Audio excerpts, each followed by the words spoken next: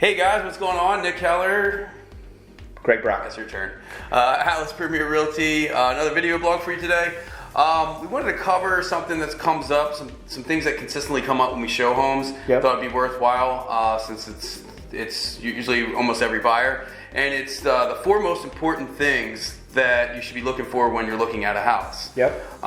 So we'll jump right into it. The first one is obviously location. We always hear that. You want to know where the house is located, how it fits within the neighborhood that it's in, what's around the area. I've seen a lot of houses. Actually saw a house recently, looked beautiful online.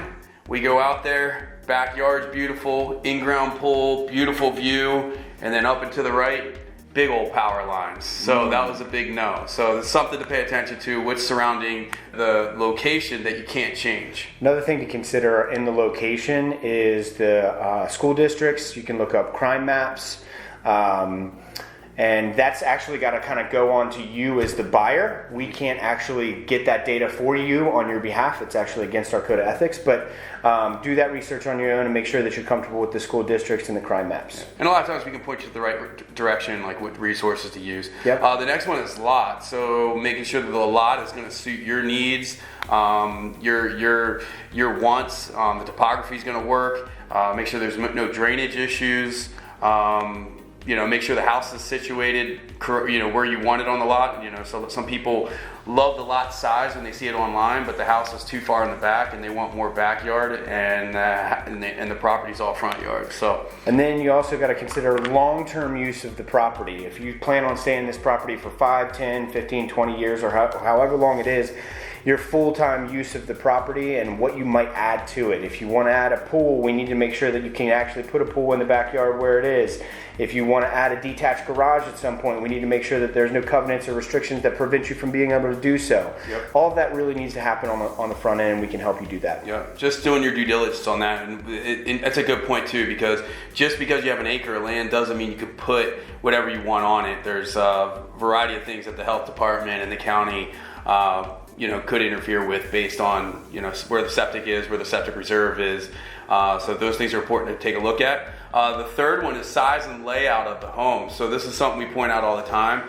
Is a lot of times looking at houses, I'll ask you how does this house feel, and they'll say it's too small, and then I'll make a connection to the square footage that you see online to actually how it feels. Because for a lot of people, they see that, they acknowledge they see the square footage number, but until you go into a house, you don't know how big or small that might feel. So making that connection is important, because it can save you time in the future.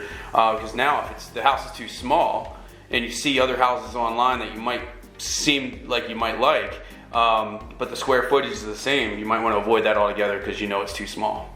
And then when you're thinking about this right now, again, going back to number 2 in the lot, sometimes the house might work really well for you and your family now, and then if you add kids, you need to find out whether or not you can add an addition, and you can change the layout of the home as well. But in general, the size and location is one of the top things, or size and layout of the home is going to be a top thing you want to look for. Yeah, how it flows. You want to make sure you're growing into a house, not out of it. Correct. Yep. The fourth one is taxes and HOA. So a lot of people ignore these things, and they're really critical because they directly affect the payment. Doesn't really get more simple than that, and a lot of people think that it's cheaper to get right to PA. In this area in Carroll County, they think they see the prices in PA and think that it's more affordable.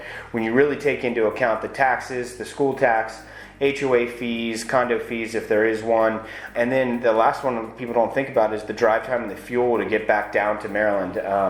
That usually it ends up being just as affordable to live in Carroll County as it does into York and Adams County. Yep. And so those are the top 4 things. A few additional things you want to tag on to it is just try to be cognizant of looking past paint and carpet. Those are things that can be easily changed. If everything else in that top 4 fits your bucket, then it might be worthwhile even if it needs paint and carpet, because those are just easy things to change.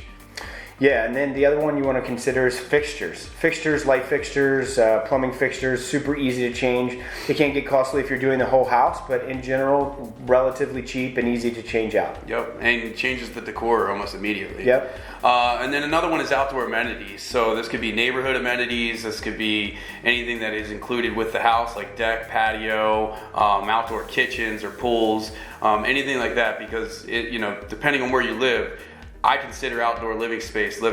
Right. Yeah.